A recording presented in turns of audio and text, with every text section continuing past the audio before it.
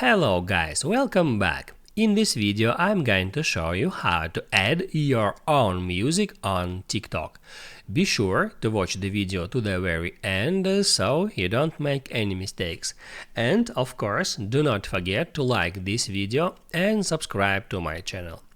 So let's begin, and first, before going to TikTok, you have to have at your device video recording including your song. So actually, if you want to add your own music or some music from YouTube or from wherever, you have to record this music at video file. It means that if you want to upload music from YouTube, you can open up YouTube, then you can open up any video that includes that music, and then you can just start screen recording to record the part of the music that you want to upload to TikTok. And once you did that, you can open up TikTok app, and then I'll show you what to do next. Also, in the same way, you can make a voiceover. You can just open up your camera, and then you can just record your voice to be able to use it on TikTok. So once you did that, all you have to do is open up TikTok app, and here just tap at that plus sign to upload a new TikTok video. Once you did that, you can hit right here at upload. Then you're gonna select allow access to all photos if you haven't done that before, and on that step you can just upload that video. So you're gonna scroll down through all of your videos, then if you select some, you can just check mark that video and then hit on next to upload that video to TikTok. Then you're gonna hit at OK, and now you can tap on next. Now you can tap at who can watch this video. By default this set to everyone. You can tap on that and then switch it to only me.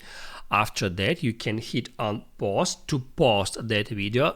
Don't worry, just you will be able to get access to watch this video. So I'm gonna first hit on I accept music usage confirmation, and then I can hit on post to upload this video. It says that couldn't upload video. The video was saved to your drafts. That's because TikTok is disabled in my country, but I can show you how it looks like.